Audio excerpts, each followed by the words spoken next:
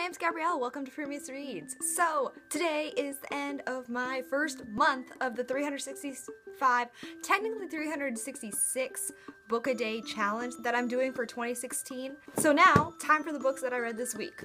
Tuesdays with Morrie by Mitch Albom, Daddy by PJ Ferguson, The Bluest Eye by Toni Morrison, Johanna's Cabal, The Necromancer by Jonathan L. Howard, illustrated edition of Alice's Adventures Underground written by Lewis Carroll and illustrated by Charles Santor, The Commoner by John Burnham Schwartz, and Love Poems of Ovid, translated by Horace Gregory. This week there was not a book that I didn't enjoy reading, so instead of doing my favorite, my average, and my worst book of the week, I'm just going to my favorite and my two averages of the week. If you know anything about my channel at all, you know that I absolutely love Alice in Wonderland, so I think it's no surprise when I say that this week my favorite book was Alice's Adventures Underground. It is the first rendition of the Alice in Wonderland that we know. It is such a beautiful copy. Just look at the cover. The whole book is illustrated with just these amazing pictures. You could totally see just how beautiful and gorgeous this whole copy is.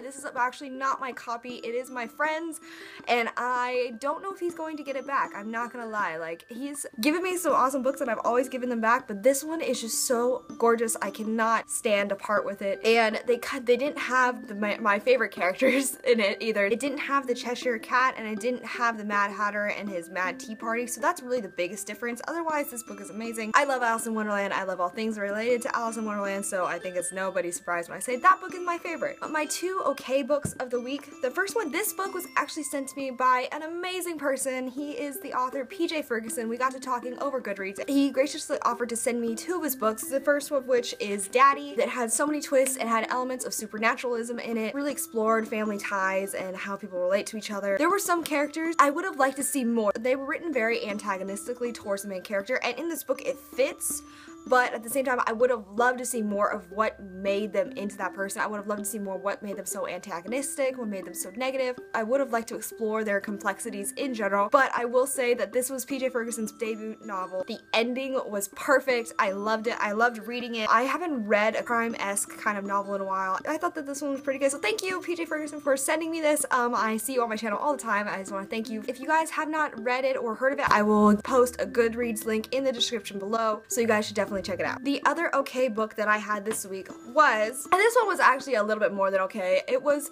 close to being my favorite, but I'm sorry, Alice in Wonderland just beat it out. This one was Johanna's Cabal, The Necromancer. It is a very dark book. Oh my gosh, it is just so sarcastic and dark and funny. I absolutely loved reading it. It was entertaining from beginning to end. It is essentially about a necromancer who sold his soul originally to the devil to practice the art of necromancy, and then now he wants his soul back, but so he makes a deal with Satan saying he will sign 100 souls over to hell in order to have his soul back, and he does this in the form of a traveling carnival, and it's just so cool and it's so interesting to read. It's hilarious, it's sarcastic, it's dark, it's witty, it's funny. I enjoyed reading it. Those are my three main books that I want to talk about this week.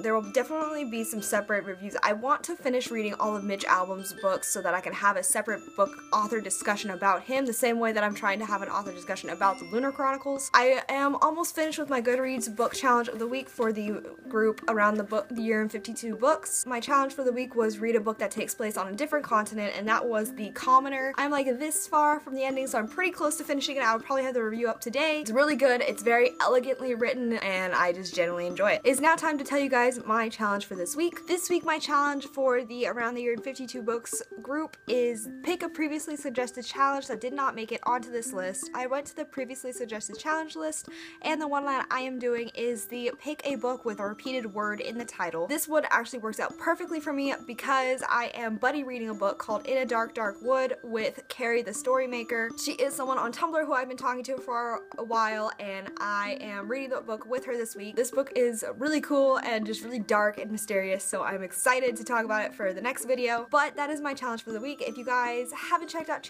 Carrie's Tumblr, then go ahead and I will link it in the description below. That in total total is my wrap up for the week. I meant to post a book review earlier this week, but just kind of life got in the way, and my friend introduced me to Breaking Bad, and I marathoned it, and then also I have had actual classes to keep up with, and I figured that these videos when I wrap up are almost like a mini review in themselves. I will be posting a book review this week. I will also be posting a tag video. I got tagged for the wine book tag. I got tagged originally by Boho Bookworm, and then I was tagged again once recently, so I figured I should probably upload that video soon. You guys will be seeing that video coming up soon. That is all that I have for you guys today. Thank you guys so much for watching, and I will talk to you guys later. Okay, bye.